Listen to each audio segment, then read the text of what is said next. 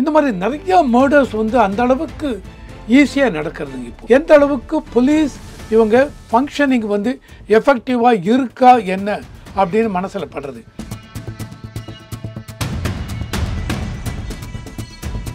இன்னைக்கு ஈரோடில் வயதான இவங்க 2 பேர் அவங்க வீட்டுக்குள்ளே பூந்து கொலையை பண்ணி விட்டு 15 சவரன் நகையோடு போயிருக்காங்க. இதை வந்து எடப்பாடியார் அவங்க அசம்பிளியில் இந்த அளவுக்கு தான் சட்டம் ஒழுங்கு தமிழ்நாட்டில் இருக்கு, தமிழ்நாட்டில் சட்டம் ஒழுங்கு ரொம்ப சீரடைஞ்சிருக்கு, ஆமாம் இந்த மாதிரி நடந்து விட்டது ஒத்துக்கொள்கிறோம் அப்படின்னு சொல்றதுக்கு பதில் சட்டம் ஒழுங்கு நீங்க பார்த்தீங்கன்னு வச்சுங்க 2024 1573 என்னமோ தான் ஆயிருக்கு. ஸோ அதை கம்பேர் பண்றச்ச அந்த அளவுக்கு மர்டர் இல்லை. எந்த அளவுக்கு தேவையுள்ள மக்களுக்கு கடைக்கோடி மக்களுக்கு போய் சேர்ந்திருக்கா இல்லையா அப்படின்னு வரைச்ச சென்சஸ் மட்டும் எடுத்துன்னு வச்சுங்க, அதில் எந்த பிரயோஜனம் இல்லை சார். டீட்டெயில் தான் 140 கோடி ஜனங்க இருக்காங்க. இந்த 140 கோடி ஜனங்களையும் ஃபுல் டீட்டெயில் எடுத்தாச்சுங்க. மதவாரி ஜாதிவாரி ஜாதிக்குள்ள உட்கட்சி ஜாதி எல்லாமே இதெல்லாம் நீங்கள் வச்சுருக்கீங்களா? Everything okay. இது வெளியில் வந்து கசியாமல் பார்த்துக்கணும். ஆனால் என்னை பொறுத்த வரைக்கும் இந்த காஸ்ட் பேஸ்ட் சென்சஸ்ங்கிறது டேக்கிங் இந்தியா ஃபார்வர்டு தான். இந்தியாவை முன்னோக்கி எடுத்து செல்ல போகிறது, இந்தியாவை பின்னோக்கி எடுத்து செல்ல போகிறது இல்லை. இப்போ அன்பில் மகேஷ் அவர் சொல்கிறது என்னென்னா, ஸ்டேட் போர்டு சிலபஸில் எலிமெண்ட்ரி ஸ்கூல் வரைக்கும் கம்ப்ளீட்டாக எல்லாரையும் நாங்கள் நிறுத்த மாட்டோம், பாஸ் பண்ண வைப்பாங்கிறாங்க. அது ஒரு ஆங்கிளில் நீங்கள் பாருங்களேன். அதாவது 3ஆவது படிக்கும் போதே என்னை ஃபைல் பண்ணிட்டேன்னு வச்சுங்களேன், அங்கே இருக்க மக்கள் மெயினாக ரூரலில் இருக்க மக்கள் அவங்களுக்கு மனசு விட்டு போயிடுறது.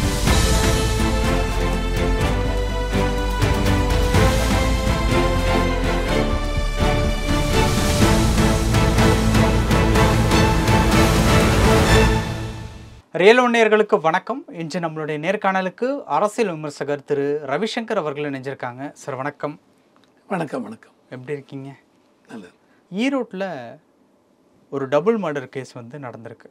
ஒரு வயதான தம்பதியினர், அந்த தம்பதியினர் வந்து தோட்ட வீட்டில் இருக்கும்போது அவங்கள கொலை செய்து விட்டு வீட்டில் இருந்த 15 சவரன் நகை வந்து கொள்ளையடிக்கப்பட்டிருக்கு. இந்த விஷயத்தை சுட்டி காட்டி எடப்பாடி அவர்கள் வந்து சட்டமன்றத்தில் இந்த அளவுக்கு தான் சட்டம் ஒழுங்கு இருக்கா அப்படிங்கிற ஒரு விஷயத்தை வந்து கேட்டிருக்காங்க. இந்த கொலை சம்பவம் தமிழக அளவில் இப்போ நம்ம பேசிக்கிட்டு இருக்க இந்த நிமிடம் வரைக்கும் பேசும் பொருளாக மாறி இருக்கு. என்ன பார்க்கறது இந்த சம்பவத்தை பொறுத்து? ஸோ பொதுவாகவே தமிழ்நாட்டில் எல்லாருக்குமே தெரியும் சட்டம் ஒழுங்கு சீர்கேடு அடைஞ்சிருக்கு, அப்படி இப்படி தான் எல்லாமே சொல்கிறாங்க, பத்திரிகை அது எல்லாமே. அண்ட் அவுட் சைடில் பீப்புளும் இந்த அளவுக்கு இதுவாக இருக்குது, வெளியில் நடக்க முடியல, வெளியில் வயதானவங்க தனியாக இருக்க முடியல, வீட்டில் பெண்கள் வெளியில் தனியாக நடக்க முடியலை. பாலிட்டிஷியன்ஸே நீங்கள் பார்த்தீங்கன்னு வச்சுங்க, லாஸ்ட் இயர் ஆம்ஸ்ட்ராங் அந்த இவர் பிஎஸ்பி பார்ட்டி பிரசிடென்ட், தென் காங்கிரஸ் உடைய ஒரு இவர் அந்த அரசியல் பிரமுகர், இந்த மாதிரி நிறைய ரீசெண்டாக பார்த்தீங்கன்னு வச்சுங்க, ஒரு sub inspector Jafar Sharif, right பேர் கரெக்டுன்னு நினைக்கிறேன், சப் இன்ஸ்பெக்டர் ரிட்டையரான சப் இன்ஸ்பெக்டர், அவர் கொலை பண்ணது. இந்த மாதிரி நிறைய மர்டர்ஸ் வந்து அந்த அளவுக்கு ஈஸியாக நடக்கிறதுங்க. இப்போது இந்த மாதிரி நடக்கும்பொழுது என்ன தோன்றுறது அப்படின்னா, எந்த அளவுக்கு போலீஸ் இவங்க ஃபங்க்ஷனிங் வந்து எஃபெக்டிவாக இருக்கா என்ன அப்படின்னு மனசில் படுறது. இப்போ நீங்கள் சொன்ன இன்சிடெண்ட்டு இன்றைக்கி ஈரோடில் வயதான இவங்க 2 பேர் அவங்க வீட்டுக்குள்ளே பூந்து கொலையை பண்ணி விட்டு வயதான இவங்களை 15 சவரன் நகையோடு போயிருக்காங்க. இதை வந்து எடப்பாடியார் அவங்க அசம்பிளியில் கேள்வி எழுப்புறார். இந்த அளவுக்கு தான் சட்டம் ஒழுங்கு தமிழ்நாட்டில் இருக்குது, தமிழ்நாட்டில் சட்டம் ஒழுங்கு ரொம்ப சீரடைஞ்சிருக்கு, போலீஸ் ஆக்ஷன்லாம் சரியாக இல்லை அப்படின்னு. இதை பொதுவாக அவங்க அசம்பிளியில் பேசும்பொழுது ஸ்டாலின் அவர் ஒரு தடவை முந்தையா இப்போ இன்றைக்கி இதுலையா ரெஸ்பான்ஸ் என்ன கொடுக்குறாருனால், அதாவது இது எப்படி கண்ட்ரோல் பண்ண போகிறோம், என்ன பண்ண போகிறோம், நடக்காமல் இருக்கிறது என்ன பண்ண போகிறோம், ஆமாம் இந்த மாதிரி நடந்து விட்டது ஒத்துக்கொள்கிறோம் அப்படின்னு சொல்கிறதுக்கு பதில் இவங்க என்ன சொல்கிறாங்க, சட்டம் ஒழுங்கு நீங்கள் பார்த்தீங்கன்னு வச்சுங்க 2024 1573 என்னமோ தான் ஆயிருக்கு தமிழ்நாட்டில். ஆனால் நீங்கள் 2012 அந்த 2011 2021 வரைக்கும் ஏடிஎம்கே ஆட்சி செய்த போது 2012 1983 பேர் கொலை பண்ணிருக்காங்க, மர்டர் பண்ணிருக்காங்க. 2013 1972 பேர், ஈவன் கோவிட் பீரியடில் 2020 இந்த அளவுக்கு இதுவாக இருக்காங்க. ஸோ அதை கம்பேர் பண்ணுறச்ச தமிழ்நாட்டில் அந்த அளவுக்கு மர்டர் இல்லை. நோ, இந்த மாதிரி நான் இதை வந்து நான் இந்த ஸ்டாட்டிஸ்டிக்ஸான எடுத்துக்க மாட்டேன். அதாவது பழசு நடந்திருக்கு, 10 வருடம் அவங்க ஆட்சியில் இருந்தாங்க. இப்போ மற்றதெல்லாம் பற்றி பேசும்பொழுது இவங்களே நிறையா டிபேட் என்ன சொல்கிறாங்க, ஆமாம் சார் எங்கள் ஆட்சியில் இதெல்லாம் நடந்தது, அதனால தானே உங்களை ஆட்சியில் கொண்டு வந்திருக்காங்க. இப்போ பிஜேபி தான் டிபேட்டுக்கெல்லாம் போனீங்கன்னு வச்சுங்க, இந்த மாதிரி பேசும்பொழுது இவங்க கொஸ்டின் பண்ணுறாங்க, அதனால தானே உங்களை உட்கார வச்சாங்க, நீங்கள் அது ஒழுங்காக ஆட்சி செய்ய வேண்டாமா அப்படிங்கிறச்ச. இன்றைக்கி இவர் ஸ்டாலின் அவர்கள் இந்த மாதிரி பேசும்பொழுது மக்கள் என்ன பேசுவாங்க, அரசியல் விமர்சகர் என்ன சொல்லுவாங்க, பழசை விட்டுருங்க, 2011 இது 10 வருஷம் முடிஞ்சு போச்சு, அதனால தான் அவங்களை இறக்கி வச்சுட்டு உங்களை ஆட்சிக்கு அமைச்சிருக்கும். உங்கள் ஆட்சியில் இந்த மாதிரி நடந்திருக்கு. 2021, 22, 23, 24 இவ்வளோ நடந்திருக்கு. இந்த மாதிரி நடந்திருக்கு. இதை எப்படி கண்ட்ரோல் பண்ண போகிறீங்க? ஏன் இந்த மாதிரி நடந்தது? மக்கள் என்ன பேசுகிறாங்க, திமுக ஆட்சிக்கு வந்தாலே சட்டம் ஒழுங்கு குறைந்து விடுகிறது, குலைந்து போகிறது அப்படின்னு மக்கள் பேசுகிறாங்க. அது வந்து உண்மைன்னு ஆக்கக்கூடாது. அப்போ இந்த மாதிரி இது நடக்கிறச்ச நான் முன்னாடியே சொன்னேன், எந்த அளவுக்கு மர்டர்ஸ்லாம் நடந்திருக்கு, எவ்வளோ அரசியல் பிரமுகர்கள் அவங்களும் இது பண்ணிருக்காங்க. ஓய்வு பெற்ற காவல் அதிகாரி அவருக்கே வந்து பாதுகாப்பு இல்லை. இந்த மாதிரியெல்லாம் நடக்கிறது. பெண்களுக்கு இது பெண்கள் ரேப் நடக்கிறது, இது நடக்கிறது, சிறுமியர்கள் பலாத்காரம், இதெல்லாமே நான் இந்த இதோடு கொண்டு வரேன். எந்த அளவுக்கு சட்டம் ஒழுங்கு சீர்குலைந்து இருக்கிறது அப்படிங்கிறது. So many incidents. ஸோ இதெல்லாம் பார்க்கும்பொழுது எஸ், கண்டிப்பாக திமுக அரசாங்கம் இன்னும் 1 இயர் தான் இருக்குது. அதாவது போலீஸுக்கு ஃப்ரீ ஹேண்டு கொடுக்கணும். இல்லை போலீஸுக்கு ஃப்ரீ ஹேண்ட் இல்லையா தெரியாது. ஏன்னால் நிறைய பேர் அரசியல் பிரமுகர்களே இன்வால்வ் ஆகிறாங்க, போலீஸ் அவங்கள ஆக்ஷன் எடுக்க மாட்டேங்க. ரீசெண்ட் இது அண்ணா யூனிவர்சிட்டி ஞானசேகரன் கேஸ், அந்த கேஸ்லேயும் எஸ்ஐடி வந்தாங்க, பிடிச்சாங்க, ஞானசேகரன் உள்ளே வச்சுருக்காங்க. அதோட முடிஞ்சு போயிடுதா, வேறு ஏதாவது இருக்கா ஒன்றும் தெரியல. ஸோ இந்த மாதிரி இருக்கிறச்ச டீட்டெயில்டு இன்வெஸ்டிகேஷன் நடக்கணும். லாஸ்ட்டில் ஒரு ஸ்டாட்டிஸ்டிக்ஸ் கொடுத்தாங்க, ஓவரால் கிரிமினல் கேசஸ் அதெல்லாம் பார்க்குறச்ச லாஸ்ட் இயர் 42,000 இருந்தது, இந்த வருஷம் 35,000 குறைஞ்சிருக்கு அப்படிங்கிறாங்க. ஸோ குறைஞ்சிருக்கிறது அப்படின்னு டேட்டா வச்சு சொல்கிறாங்க. இன்னும் குறையணுங்க, இன்னும் குறையணும். அதனால் இவங்க சொல்லுவாங்க, இல்லை போலீஸ் எங்ககிட்ட அந்த அளவுக்கு 1,00,000 பேருக்கு எவ்வளோ போலீஸ் தான் இருக்காங்க. போலீஸ் இன்க்ரீஸ் பண்ண வேண்டியது உங்கள் பொறுப்பு. போலீஸ் எங்களால் போட முடியவில்லை, அதனால் சட்டம் ஒழுங்கு இந்த மாதிரி இருக்குன்னு சொல்ல முடியாது. மக்கள் எதிர்பார்க்கறது ஒரு அரசுக்கிட்ட சட்டம் ஒழுங்கு சரியாக இருக்க வேண்டும், மக்கள் வீதியில் ரொம்ப தைரியமாக போக வேண்டும், மக்கள் வீட்டுக்குள்ளே அமைதியாக இருக்க வேண்டும். எந்த விதத்திலையும் மக்களுக்கு லா அண்ட் ஆர்டர் ப்ராப்ளம், மக்களுடைய வாழ்வாதாரத்தை குலைக்கக்கூடாது. ஜாதிவாரி கணக்கெடுப்பு எடுப்போம் அப்படின்னு வந்து சொல்லியிருக்காங்க இல்லையா, இதை இந்த நேரத்தில் அறிவிப்பதற்கு உண்டான காரணம் என்ன அப்படின்னு பார்த்தோம் அப்படின்னா, அடுத்து எலெக்ஷன் வருது, அதுக்காக இதை அறிவிக்கிறாங்க அப்படின்ட்டு ஒன்று சொல்கிறாங்க. திருமாவளவன் அவர்கள் சமீபத்தில் கொடுத்த செய்தியாளர் சந்திப்பில் ஜாதிவாரி கணக்கெடுப்பு ஏமாற்று வேலை அப்படிங்கிறத சொல்லியிருக்காரு. ஸோ ஏமாற்று வேலையா இல்லை இந்த நேரத்தில் அறிவித்ததுக்கு உண்டான சூழ்ச்சமங்கள் ஏதாவது இருக்கா? ஏமாற்று வேலை கிடையாது சார். இந்த ஜாதிவாரி கணக்கெடுப்பை இப்பொழுது பிஜேபி அரசாங்கம் ஒத்துக்கொண்டது அப்படின்னால் நான் அதை பாராட்டுறேன். அதையும் ஏமாற்று வேலைன்னு திருமாவளவன் அவர்கள் சொல்லுவாங்க. அதுக்கு நான் வரேன், நான் டேட்டாவை கொடுக்குறேன், அப்புறம் நீங்களே சொல்லுங்கள் திருமாவளவன் பேசியது சரியா இல்லையா என்று.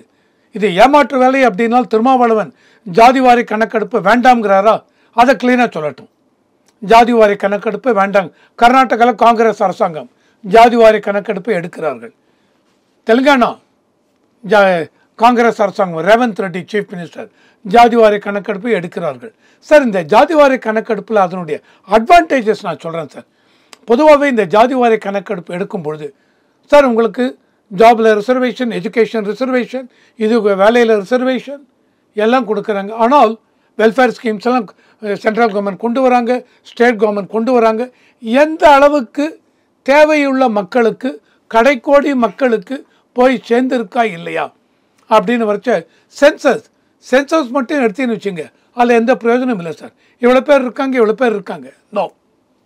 அதாவது இன்றைக்கி ரிசர்வேஷன் ஒன்று நம்ம நாட்டில் இருக்கிறச்ச இந்த ஜாதிவாரி கணக்கெடுப்பு எடுத்தால் என்னென்ன கேஸ்ட்டு, இந்த கேஸ்ட்லேயும் இவங்க கோட்டை இருக்கா, இந்த கோட்டாக்கு இவங்க இதில் ஜாதி இதில் என்ன படித்திருக்கிறார்கள், எந்த அளவுக்கு இவங்களுக்கு ப்ராப்பர்ட்டி எல்லாம் இருக்குது, எந்த அளவுக்கு இவங்க இதில் இவருடைய பரம்பரை இதில் முதல் இவங்க தலைமுறை, ரெண்டாவது தலைமுறை அவங்களாம் எவ்வளோ படிச்சிருக்காங்க, இவங்க எவ்வளோ படிச்சிருக்காங்க, இப்போ இருக்கிற தலைமுறை என்ன படிக்கிறாங்க, இவங்க படிக்கவில்லை என்றால் என்ன மாதிரி அப்டக்கல்ஸ் இருக்குது, எதனால் இவங்க படிக்கவில்லை, இவங்களுக்கு ஸ்கூலுக்கு போவதற்கு டிரான்ஸ்போர்ட் ஃபெசிலிட்டி அதெல்லாம் இல்லையா, அந்த கிராமத்துக்குள்ளே இல்லை டவுனுக்குள்ளே இருந்தால் வருமானம் இல்லையா, இந்த அரசாங்கம் நடத்துகிற பள்ளியில் என்ன மாதிரி ஃபெசிலிட்டிலாம் இருக்குது, இவங்க வேலைக்கு போயாச்சுன்னா இவங்களுடைய ஜாபு, அப்பா பையன் வீட்டில் மனைவி இவங்க இருக்காங்க, பையனும் 8வது 6வது படிக்கிற பையனும் ஜாபுக்கு போக வேண்டியிருக்கா, அப்போ தான் அந்த ஃபேமிலியுடைய வருமானம் இருக்குமா, எல்லாமே கொண்டு வரணுங்க. டீட்டெயில்டு அனாலிசிஸ் பண்ணணுங்க. ஜாதி அது மட்டும் இல்லைங்க, இதில் எல்லாத்தையும் கொண்டு வரணும். கொண்டு வந்து இவங்களுக்கு மருத்துவ வசதியிலையும் எப்படி போயிருக்கு, என்ன மாதிரி இருக்குது, இவங்க என்ன படிச்சிருக்காங்க, இவங்க என்ன படிக்க போகிறாங்க, இதுக்கு என்ன மாதிரி ஃபெசிலிட்டிஸ்லாம் கொடுக்கணும். டீட்டெயில்டாக 140 கோடி ஜனங்க இருக்காங்க. இந்த 140 கோடி ஜனங்களையும் ஃபுல் டீட்டெயில் எடுத்தாச்சுங்க. மதவாரி, ஜாதிவாரி, ஜாதிக்குள்ளே உட்கட்சி ஜாதி எல்லாமே. அது மட்டும் இல்லை, இவங்களுடைய எல்லா ஸ்டாட்டிஸ்டிக்ஸ் இன்னும் முன்னாடியே சொன்னேன், எல்லாத்தையும் எடுத்தாச்சு. ஆனால் இதில் ரொம்ப இம்பார்ட்டண்ட்டாக என்ன இருக்குன்னா, ஜாதிவாரி இந்த இது அந்த மாதிரி எடுக்கிறச்ச சில சமயத்தில் ப்ராப்ளம் வரும். ஜாதி இதில் இவங்கள டிஃபரன்ஷியேட் நீங்கள் இங்கே வராது, வீட்டுக்குள்ளே வராது, இங்கே வராது, இதை அவாய்ட் பண்ணுறதுக்கு இதெல்லாம் நீங்கள் வச்சுருக்கீங்களா, எவ்ரிதிங் ஓகே, இது வெளியில் வந்து கசியாமல் பார்த்துக்கணும். இவரை பொறுத்த வரைக்கும் இதை கசியாமல் பார்த்துக்கணும், அது முக்கியம். பொதுவாக இந்த ஜாதிவாரி இதில் நீங்கள் பார்த்தீங்கன்னு வச்சுங்க, இப்போ அமெரிக்காவில் எடுத்துட்டீங்க அப்படின்னா பிளாக்ஸ், அங்கே பிளாக்ஸும் ஒயிட்ஸ் இருந்தாங்க. அந்த பிளாக்ஸ் இவங்களுக்கெல்லாம் இவங்க வந்து 1966 மார்ட்டின் லூதர் கிங் ஃபைட் பண்ணி இதை கொண்டு வரும்போது அவங்க ஒரு ஸ்கீம் எல்லாம் கொண்டு வந்திருக்காங்க. அந்த ஸ்கீம் கொண்டு வந்துருச்ச பீப்புளை பிரித்து இது பண்ணுறதுக்கு இல்லை, இவங்களுக்கு எந்த அளவுக்கு இந்த கருப்பர் இனத்தை சேர்ந்தவர்கள் எல்லாருக்கும் எந்த அளவுக்கு சிவில் ரைட்ஸ், அவங்க எந்த அளவுக்கு அவங்களுக்கு சிவில் ரைட்ஸ் இல்லை, அவங்களுக்கு எந்த அளவுக்கு அதெல்லாம் கொடுக்கணும், என்னென்ன மாதிரி ஃபெசிலிட்டி, என்னென்ன மாதிரி ஒயிட்ஸ் வந்து என்னென்ன என்ஜாய் பண்ணுறாங்களோ அத்தனையும் இவங்களும் என்ஜாய் பண்ணணும். அதுக்காக இந்த சென்சஸ் எடுத்து கொண்டு வந்திருக்காங்க. சவுத் ஆஃப்ரிக்கா எடுங்க, நிறவரி, அந்த நிறவரி இதில் உங்களுக்கு தெரியும், அந்த பிரசிடென்ட் நெல்சன் மண்டேலா 29 வருஷம் சிறையில் இருந்தார். அப்படியும் அவர் ஜனாதிபதியாக வந்து இது பண்ணார். அப்போ வந்து இவங்க மறுபடியும் கண்டக்ட் பண்ணாங்க. சவுத் ஆஃப்ரிக்காவில் கருப்பர்கள் அவங்களுக்கு எந்த ஃபெசிலிட்டியும் இல்லை, தனியாக அவங்களுக்கும் ஒரு இது தனி ட்ரைனி, இவங்க இதுக்குள்ளே வர முடியாது, கிளப்புக்குள்ளே வர முடியாது, இதையெல்லாம் எடுத்து அந்த நிறவரி போஸ்ட் அப்பார்த்தைடுமா அந்த இதெல்லாம் கம்ப்ளீட்டாக எலிமினேட் பண்ணி அதுக்காக அந்த கேஸ்ட் இது அந்த ரேஸ் இது கொண்டு வந்தாங்க, சர்வே பண்ணி கொண்டு வந்தாங்க. அதே மாதிரி நம்ம இதுலேயும் கேஸ்ட் இது. ஆனால் என்னை பொறுத்த வரைக்கும் இந்த கேஸ்ட் பேஸ்ட் சென்சஸ்ங்கிறது டேக்கிங் இந்தியா ஃபார்வேர்டு தான், இந்தியாவை முன்னோக்கி எடுத்து செல்ல போகிறது, இந்தியாவை பின்னோக்கி எடுத்து செல்ல போகிறது இல்லை. ஸோ இந்த இதில் நீங்கள் பண்ணிங்கன்னு வச்சு எல்லாருக்கும், கடைக்கோடி இவங்களுக்கும், அந்த ஜாதியை சேர்ந்து எல்லாருக்கும் இந்த ஃபெசிலிட்டி கிடைக்கணும் அப்படிங்கிறச்ச இந்த மாதிரி டேட்டா எடுத்தால்தான் அந்த அளவுக்கு பார்த்து பண்ண முடியும். அந்த மாதிரி இருக்கிறச்ச இந்த கேஸ்ட் பேஸ்ட் சர்வே சென்சஸ் அதை நான் முழுமனதாக வரவேற்கிறேன். இப்போ சிபிஎஸ்சியில் வந்து ஒரு திருத்தம் வந்து கொண்டு வந்திருக்காங்க. 8ஆம் வகுப்பு வரை ஆல் பாஸ் அப்படிங்கிற ஒரு விஷயம் வந்து இனிமே கிடையாது அப்படின்னு சொல்லிட்டு, இதற்கு பள்ளி கல்வித்துறை அமைச்சராக இருக்கக்கூடிய அன்பில் மகேஷ் பொய்யாமொழி எதிர்ப்பு தெரிவிச்சிருக்கார். எப்படி பார்க்கறது, இது எதிர்ப்பு தெரிவிக்கக்கூடிய ஒரு விஷயமா இல்லை திருத்தி அமைக்கப்படக்கூடிய ஒரு விஷயமா? சார் இது வந்து நீங்கள் முன்னாடி பார்த்து ரொம்ப ஷார்ட்டாகவே நான் கொடுக்குறேன் பாருங்களேன். நாங்களாம் படிக்கும்பொழுது எனக்கு முதல் இது வரைக்கும் இஎஸ்எல்சின்னு இருந்து 8th ஸ்டாண்டர்ட், அந்த இஎஸ்எல்சியில் ஸ்டேட் போர்டு இதுலேயே கம்பல்சரியாக வந்து 8வது பாஸ் பண்ணணும். நான்லாம் உள்ள வரும்போது அது இல்லை, எடுத்துட்டாங்க. ஸோ அதுக்கு முன்னாடி இருந்து அதுக்கப்புறம் லிபரலைஸ் பண்ணாங்க. இப்போ அன்பில் மகேஷ் அவர் சொல்கிறது என்னென்னா, ஸ்டேட் போர்டு சிலபஸில் எலிமெண்ட்ரி ஸ்கூல் வரைக்கும் கம்ப்ளீட்டாக எல்லோரையும் நாங்கள் நிறுத்த மாட்டோம், பாஸ் பண்ண வைப்பாங்கிறாங்க. அது ஒரு ஆங்கிளில் நீங்கள் பாருங்களேன். அதாவது 3ஆவது படிக்கும் போதே என்னை ஃபைல் பண்ணிட்டேன்னு வச்சுங்களேன், அங்கே இருக்க மக்கள் மெயினாக ரூரலில் இருக்க மக்கள் அவங்களுக்கு மனசு விட்டு போய்டுறது. ஏன்னால் என்ன ப்ராப்ளம்னா, ரூரலில் அப்பாவும் படிச்சிருக்க மாட்டார், அம்மாவும் படிச்சிருக்க மாட்டார், பிள்ளை போய் படிக்கிறான் அப்படிங்கிறச்ச 3ஆவதில் நீங்கள் ஃபைல் பண்ணுறீங்க, 5ஆவதில் ஃபைல் பண்ணுறீங்கன்னா அவங்களுக்கு என்னப்பா ஃபைல் ஆகிட்டா, சரி வா அந்த பக்கம் நீ வா எங்களோட சேர்ந்து வயலில் விடலாம், மாடு மேய்க்கலாம்பாங்க. இதையெல்லாம் அவாய்ட் பண்ணுறதுக்கு தான் தமிழ்நாட்டில் வந்து ஃபுல் இது கொண்டு வந்தாங்க. 10வது முடிய பாஸ் பண்ணுங்கள், 10ஆவதில் தான் எக்ஸாம் வச்சாங்க. ஸோ அந்த மாதிரி இருக்கிறது அட்லீஸ்ட் 8, 9வது வரைக்கும் பசங்க படித்து முடித்து விடுவார்கள் அப்படின்னு ஒரு இது இருந்து. ஆனால் இதில் ஒரே ஒரு ட்ராபேக் என்ன அப்படின்னா என்ன பண்ணலாங்கிறதையும் நான் சொல்கிறேன்.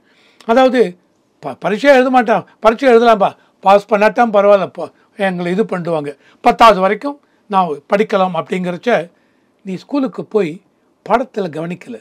ஏன்னால் நான் கவனிக்க வேண்டிய அவசியம் இல்லைங்க, கண்டிப்பாக நான் பாஸ் பண்ணுவேன் அப்படிங்கிறச்ச 5வது நீங்கள் முடித்தீங்கன்னால் வெளியில் வரைச்ச 5வது படித்ததுக்குரிய அறிவு இருக்கணும், முதிர்ச்சி இருக்கணும். 8வது படிச்சுட்டு வரீங்களா, 7வது 6வது சப்ஜெக்டை பற்றி நான் கேட்டேன்னு வச்சுங்க, உங்களுக்கு அதை சொல்ல தெரியணும், தமிழை பற்றி பேச தெரியணும், ஆங்கிலத்தில் அட்லீஸ்ட் 2-3 வார்த்தை தெரியணும், கணக்கு 7வது 8வது கணக்கு போட தெரியணும். ஆனால் எல்லாருமே பாஸ்ன்னு போட்டின்னு வச்சுங்களேன், இந்த பிரச்சனை வரும். ஆனால் எல்லோரும் பாஸ் பண்ணலாம். நான் முன்னாடியே சொன்ன மாதிரி கிராமத்தை அதெல்லாம் இருக்கிறது சரி பாப்பா விட்டுருப்பாங்களாம். இது வந்து ஒரு ஆங்கிளில் பாசிட்டிவ் ஆங்கிள் நான் பார்க்கும்போது எஸ், தமிழ்நாடு இந்த சிலபஸ் கொண்டு வந்திருக்காங்க, ஓகே பாஸ் போடுங்க. ஆனால் எல்லாருக்கும் ஸ்கூலில் வந்து it is responsibility of the teachers. சொல்லுங்கள், ஒவ்வொரு இதுலேயும் அட்லீஸ்ட் ஸ்கூலுக்குள்ளே இன்டர்னல் எக்ஸாம் வைங்க. இன்டர்னல் எக்ஸாம் வச்சு இந்த மாதிரி கொஸ்டின், ஆப்ஜெக்டிவ் கொஸ்டின் போடுங்க. ஒரு சப்ஜெக்ட் கொடுத்து அதை பற்றி பேச சொல்லுங்கள். பேசினா இவனுக்கு என்ன மார்க் வருது, கணக்கில் எவ்வளோ மார்க் வருது, ஃபைல் அப் பண்ண போகிறதில்ல. ஆனால் இந்த மாதிரி பண்ணால் அந்த மாதிரி இது பண்ணும், அந்த மாதிரி இருக்கலாங்கிறது என்னுடைய இது. பட் சிபிஎஸ்சி இன்னைக்கு அதை மாற்றிட்டாங்க, 8வது 5வதுலேயே டிஸ்குவாலிஃபை பண்ணுவாங்கிறாங்க. அதனால் இது கொஞ்சம் எனக்கு தெரிஞ்சு கொஞ்சம் இதுவாக தான் இருக்குது. ஓகே சார், பல விஷயங்கள் பகிர்ந்துக்கிட்டீங்க. நேரத்துக்கு ரொம்ப நன்றி. நன்றி சார்.